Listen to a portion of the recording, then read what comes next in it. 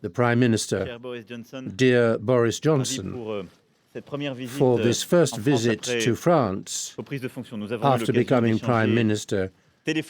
We have had telephone conversations in the past, notably after becoming Prime Minister, and I'm delighted to have the opportunity today to have lengthier discussions. The relationship between our two countries is, in my view, essential and indestructible, whatever the time and whatever the circumstances. It is notably with regard to foreign policy, defense, and I can see in your choice of visiting Paris the need to sustain this privileged relationship.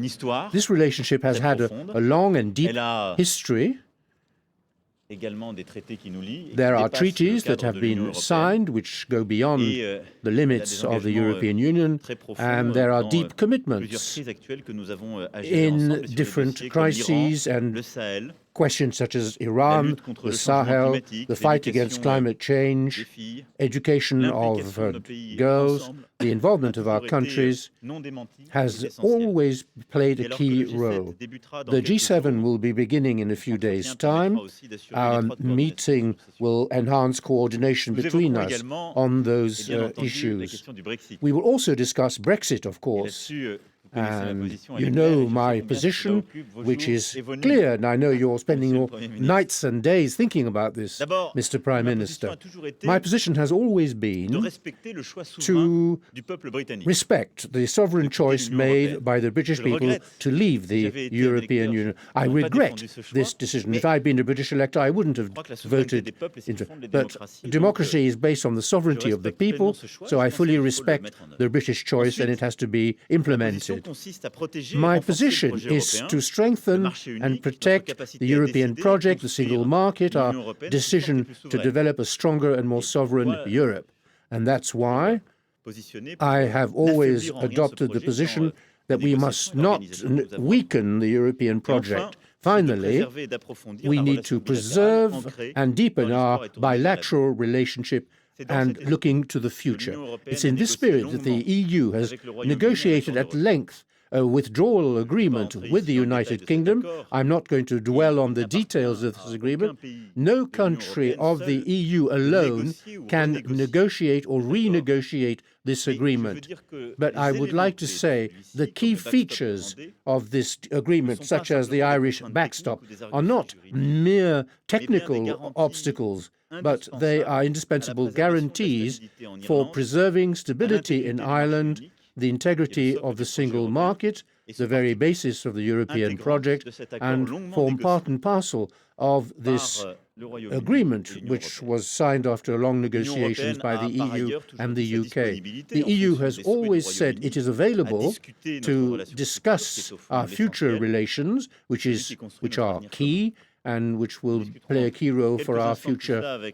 We will be discussing all of this with the Prime Minister. I would like to say, as a friend and ally of the United Kingdom, that it is up to the UK alone to choose its destiny. The way they withdraw and the foundations of the future relationship with Europe depend on the UK.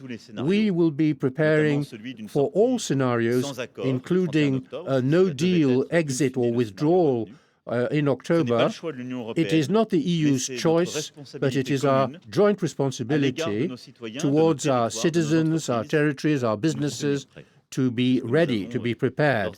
And that's what we have already done. I know that the future of the United Kingdom, based on our history and our values, is in Europe. Our geography is obstinate in this regard, and I'm confident when I say that the future will confirm, beyond the inevitable vicissitudes of current affairs.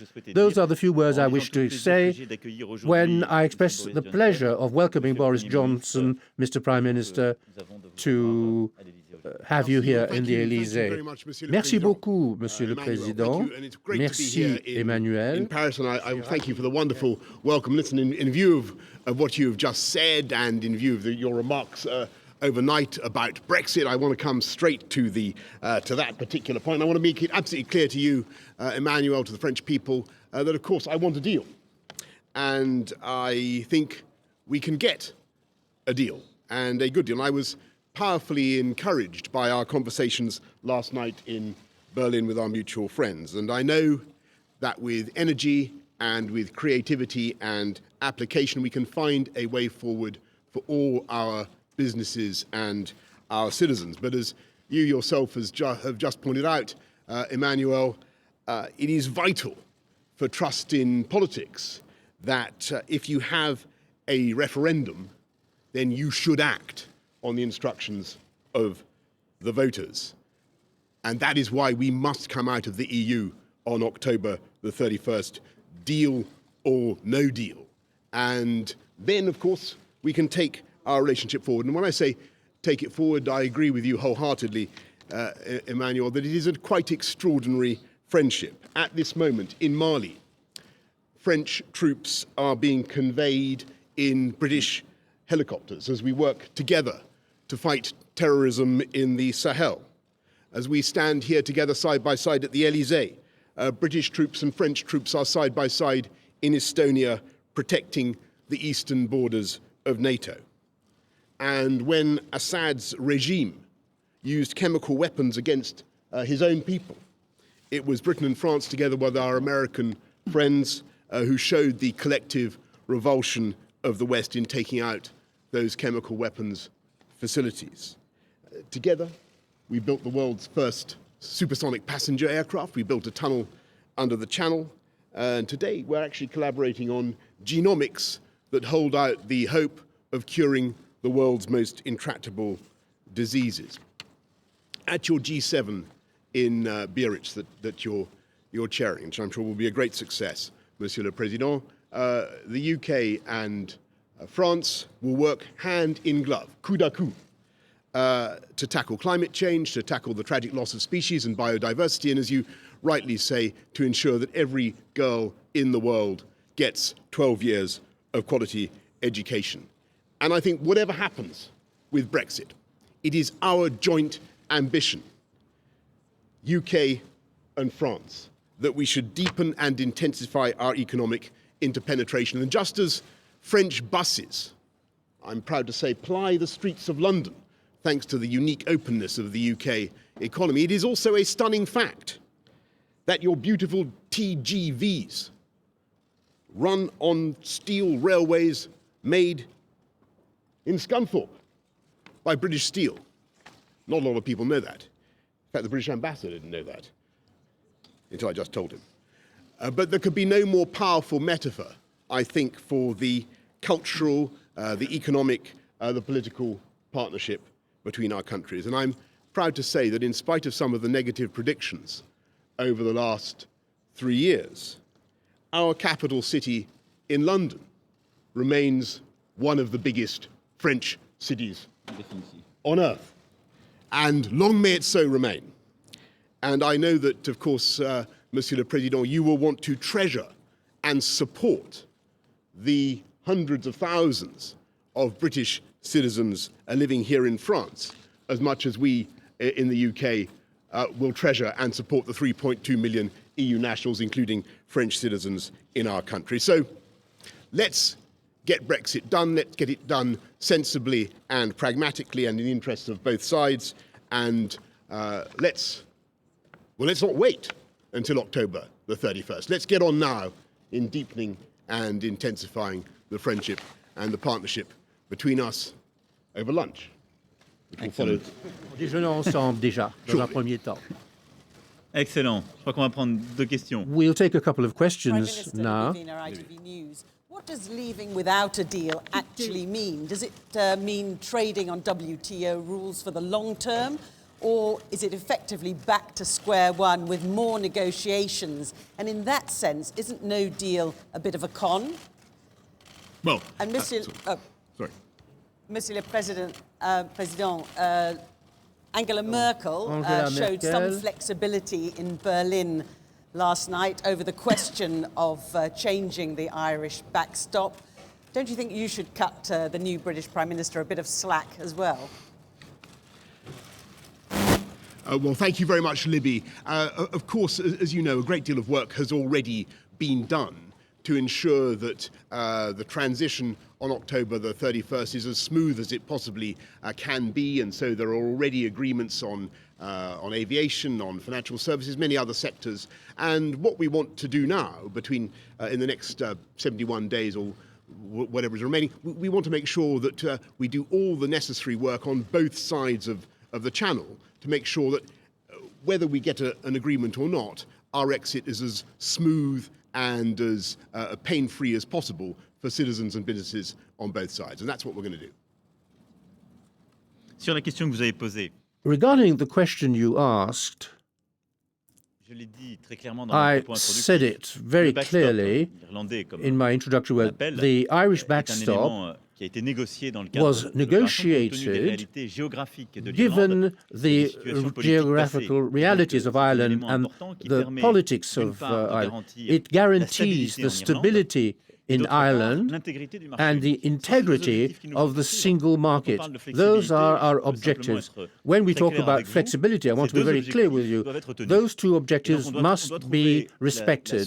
We must find a solution that ensures the integrity of the single market, and we must guarantee consumers, businesses, and citizens of Europe that the rules of the European Union will be complied with, and people who are no longer members of the EU and enter the EU have to be subject to controls. The Good Friday Agreement, of course,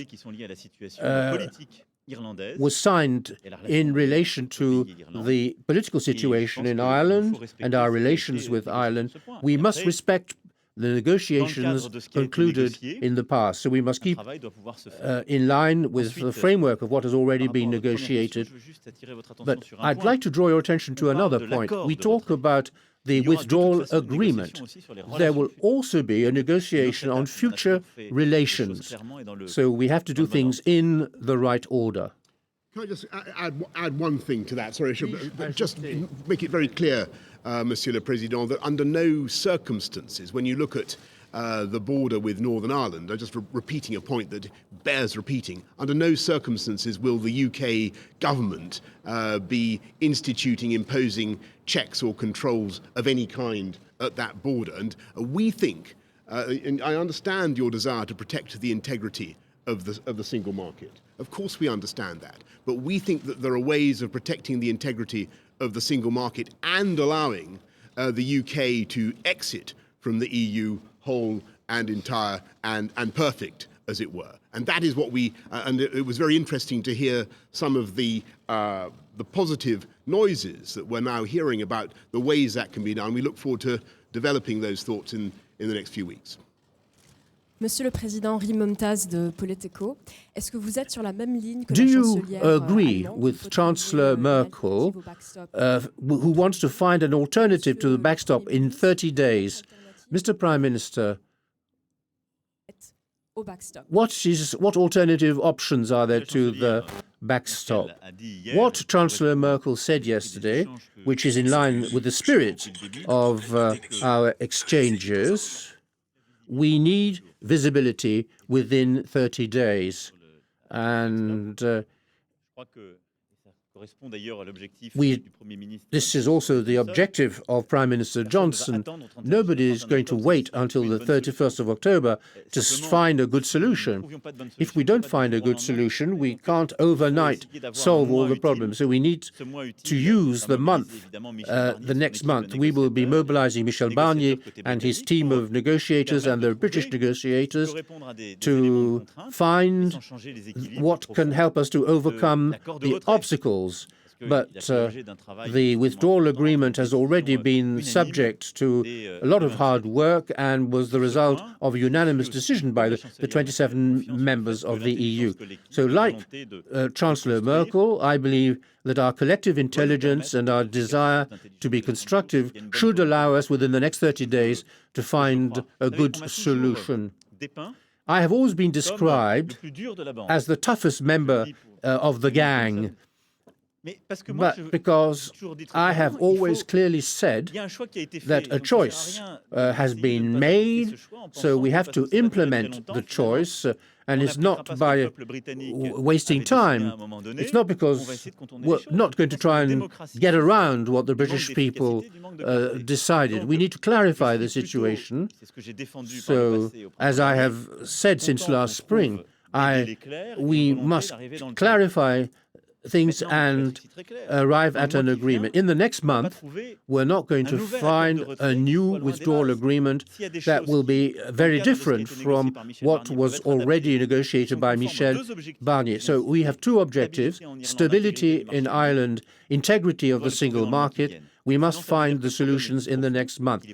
Otherwise, it means the problem is deeper than that. It's to do with British politics. And this is not our negotiations. It's a political choice that the Prime Minister will have to make, not us. Well, I of course, understand very clearly that what I think what Angela Merkel was saying last night, if I got her correct, I think I was standing next to her, she said, if we can do this in 2 years, then we can do this in 30 days. And I admire that can-do spirit that she seemed to have there. And I think she's right. I think that the technical solutions are readily available, and they've been discussed at great length. You can have trusted trader schemes. You can have electronic pre-clearing for goods moving across the border. I just want to repeat one crucial thing. Under no circumstances will the UK be putting checks at the frontier, and we don't think it's necessary from the point of view of the EU to do that to protect the integrity of the single market. We think there are other ways of doing that. We've got, I think, adequate time to do it. Let's get on and do it. As I say, there are all sorts of proposals that have already been made. I might direct you to an excellent paper that has been done by Greg Hands and other MPs in Westminster from all parties that goes through some of the ways in which you can check for contraband, check for rules of origin, check for stop smuggling, but not have checks at the frontier. That's the solution. And where there's a will, there's a way. Merci beaucoup.